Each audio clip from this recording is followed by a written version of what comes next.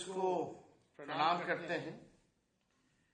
और आज बड़ी पीड़ा हुई जिस प्रकार से पुलिस ने 77वें बीपीएससी परीक्षा के जितने भी हमारे साथी थे, अभ्यर्थी थे, जिस प्रकार से उनको पीटा गया, लाठी चार्ज कराया गया, कई लोगों जो हैं बुरी तरीके से घायल हैं, पानी का बौछार किया गया इस ठंड के माहौल में, इसकी हम कड़ी निंदा करते हैं और खेद प्रकट करते हैं। और बहुत ही पीड़ा देने वाला विजुअल्स भी हम लोगों के सामने आया। सभी जितने हमारे अभ्यर्थी हैं, मैं उन सभी लोगों से कहना चाहता हूं कि तेजस्वी यादव आपके साथ खड़ा है मजबूती के साथ। मैं एक युवा हूं और युवाओं का दर्द समझ सकता हूं, लेकिन मैं अपनी बात को भी आप लोगों के समक्ष जो है रखना चाहूंगा। सबसे पहले ये इशू बीपीएससी 77वीं परीक्षा को लेकर के आया कि नॉर्मलाइजेशन को लेकर के लोग जो है आंदोलन कर रहे थे, प्रोटेस्ट कर रहे थे। उस समय भी हम लोगों ने हर एक प्लेटफॉर्म पर हम लोगों ने नॉर्मलाइजेशन के अगेंस्ट जो है अपनी आवाज को बुलंद किया। और लगातार हम लोगों ने मीडिया के माध्यम से एक नैतिक समर्थन हम सभी लोगों ने उन अभ्यर्थियों को देने का काम किया। और आप लोग जानते हैं कि विधानसभा का सत्र भी चल रहा था, तो 28 नवंबर को विधानसभा में भी हम लोगों ने नॉर्मलाइजेशन को लेकर के हमारे सारे विधायकों ने एक सुर से आवाज भी उठाया था। हम लोगों ने तख्ती भी ली हुई थी कि नॉर्मलाइजेशन जो है किसी भी प्रकार में नहीं होना चाहिए। आप देखिएगा नॉर्मलाइजेशन को लेकर के हमने मुख्यमंत्री को भी चिट्ठी जो है लिखा। हम लोग लोकतंत्र में रहते हैं, लोकतंत्र की मर्यादा में रहते हैं और लोकतांत्रिक जो हमारा ढांचा है उस ढांचे के अनुसार नेता विरोधी दल होने के अनुसार हमने माननीय मुख्यमंत्री जी को चिट्ठी लिखा।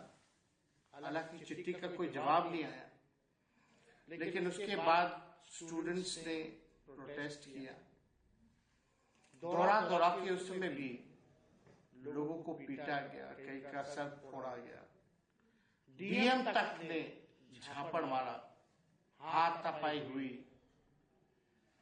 और बाद में उसके बाद जो बीपीएससी है, आयोग जो है, वो जस्टिफाई करता है कि भाई ऐसी कोई बात नहीं थी, नॉर्मलाइजेशन नहीं होना था। उस समय भी हमने सवाल उठाया था कि 10-15 दिन से लगातार छात्र आंदोलन कर रहे हैं, विधानसभा में ये मुद्दा उठ रहा है, तब क्यों नहीं बीपीएससी ने इसको क्लैरिफाई किया? उस समय भी कोई क्लैरिफाई नहीं किया गया।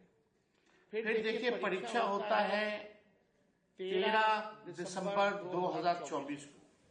जब परीक्षा हो रहा था तो कई स्टूडेंट्स ने हमसे भी संपर्क किया परीक्षा के बाद कि पेपर लीक के मामले आ रहे हैं, कई सेंटरों में जो है पेपर टाइमली नहीं दिया गया, कई जगह जो है जो सील्ड क्वेश्चन पेपर होता है वो सील्ड नहीं था, पहले से ही टीचर्सों के पास जो है वो क्वेश्चन पेपर पहले से ही मिला हुआ था।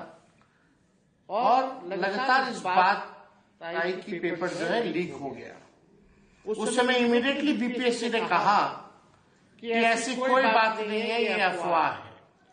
लेकिन कुछ छात्रों ने सबूतों के साथ, एविडेंस के साथ अपनी बात को रखा और बीपीएससी को 15 या 16 दिसंबर ऐलान करती है कि जहां 12,000 छात्र बापू सभागार जो स्थल था वहां जो है उस सेंटर का रद्द कर दिया जाता है।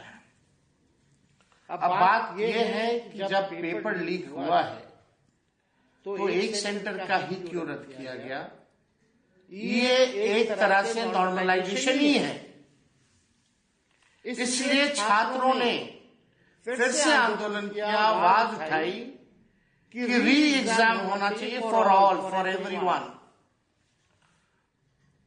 और री एग्जाम के पक्ष में मैं भी खड़ा हूं, क्योंकि ये नौजवानों के भविष्य के साथ खिलवाड़ है।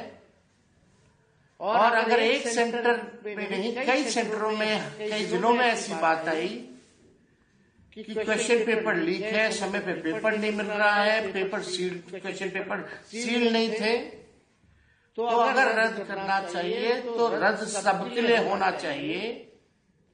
इस सर्दी में जिस प्रकार से लाठी बरसाया जा रहा है, लोगों का कलेजा दहल जाना चाहिए। अगर उनके बच्चे होते, उनके भाई होते, उनके बेटे होते, किसी अधिकारी के बच्चे होते इसमें, तो वो लोग क्या करते? कोई नेता का बेटा होता तो वो लोग क्या करता? आज कलेजा जो है दहल गया वीडियो देख करके, जिस हिसाब से पुलिस के लोगों ने माननीय मुख्यमंत्री जी के इशारे पे पिटाई की गई। और आप सब लोगों को हम बताना चाहेंगे कि जो शांतिपूर्ण तरीके से जो धरना था, जो भूख हड़ताल थी, उसकी ताकत कुछ और थी। इस बीपीएससी के आंदोलन को कुछ लोगों ने गुमराह करने की कोशिश की है। हम भी चाहते तो आप लोगों को बोलते आओ गांधी मैदान, अपने एक कॉल पे 5 लाख लोगों को हम बुला देते, लेकिन उसका हल नहीं निकलना था। जो भूख हड़ताल और शांतिपूर्ण ढंग से जो हड़ताल हो रही थी, उससे बीपीएससी भी कांप रहा था और सरकार भी हिली हुई थी।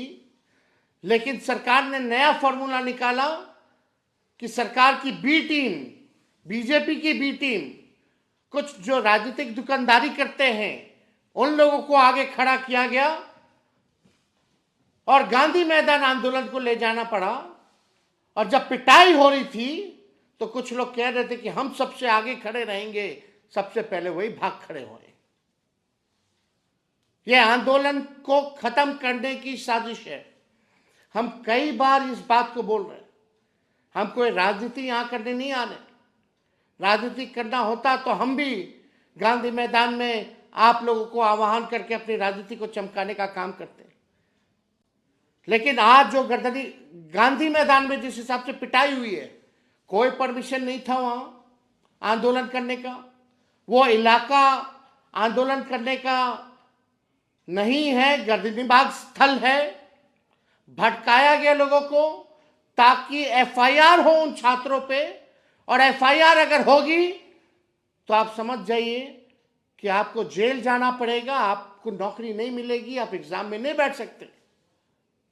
ये आंदोलन को कमजोर करने का, भटकाने का दूसरा फॉर्मूला बीजेपी के बी टीम वालों ने, सरकार से कुछ लोग मिले हुए हैं, उन लोगों के इशारे पे ये काम जो है हुआ है कमजोर करने का। लेकिन फिर भी हम सब लोगों को हिम्मत और हौसला नहीं खोना है। 6 तारीख को परीक्षा थी।